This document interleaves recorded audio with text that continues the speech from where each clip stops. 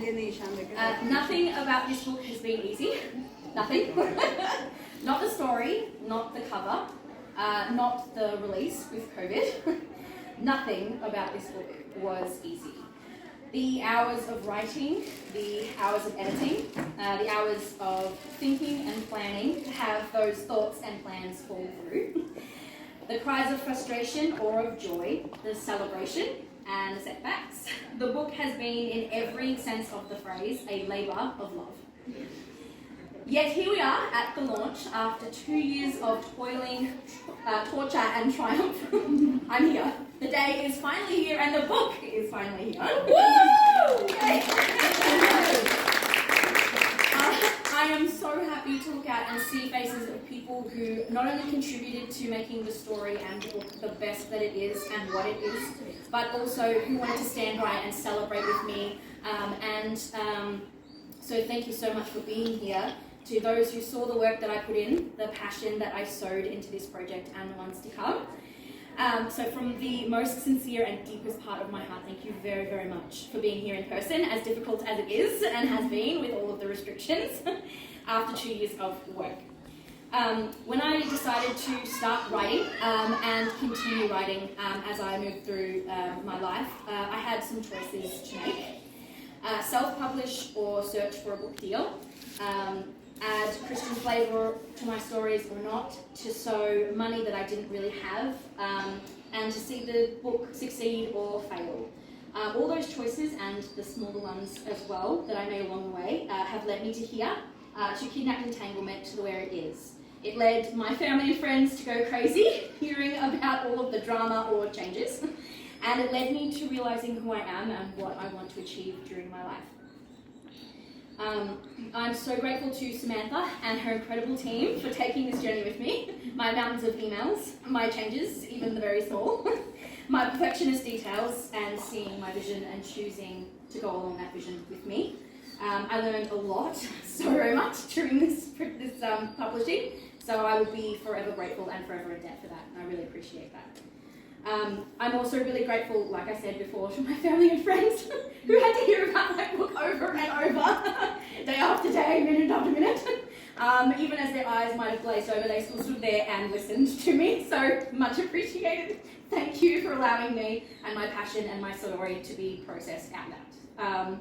Above all, I am so grateful that God has blessed me with creativity, with a vision not only for the book, but many, many, many more that are sitting on my to-be-written list, and that He guides me with each day and each project, and that even when I'm humbled by setbacks or frustrated when story elements just do not work, even when I have already read over and over and over what I've done and continue going, He's still walking the journey with me, and so I am really grateful for that. I hope you enjoy my blood, sweat and tears, and I mean that literally, because I have been shoved into car boots, shot rifles and hiked where I never would have before just for this story. So, thanks for being here. I appreciate it. So I'm going to read a little bit from the book, but before I do, I just wanted to let you know, because with this book I've actually partnered with A21. So A21 is a not-for-profit who make it their vision to bring an end to human trafficking and to modern day slavery, and that's something that is really close to my heart and a big passion of mine. So I have partnered with them, and I'm giving 10% of proceeds for the book to A21, so not only will you be supporting me and getting a great story to read, but you'll also be supporting A21 to help stop the cycles and break the human trafficking epidemic that we don't always hear about. So that's really great, and I'm really happy that I can do that, which is really good. And I'm going to read it from chapter 1, which incidentally I have done chapter names that are song titles for the playlist for this book. So if you wanted to hear what I heard when I was writing it, you can look up the songs, they're in the back. And so this chapter is Shouting Ground. Jazz slammed on her brakes, ignoring the honking of lunchtime commuters. Screams echoed through the street. A scene at the parking lot to her right was drawing cautious eyes as a blonde woman struggled against a man in surgical gloves and a grey suit. His bald head gleamed and his muscles threatened to tear through his clothes. The woman's cries pierced the air again and another man in gloves appeared behind the two as they struggled. He slid open the side door of a white van, motioning for Muscles to hurry. Shorter than the other man, this one had black hair that hung in raggedy strips just under his ears, and what appeared to be a permanent snarl.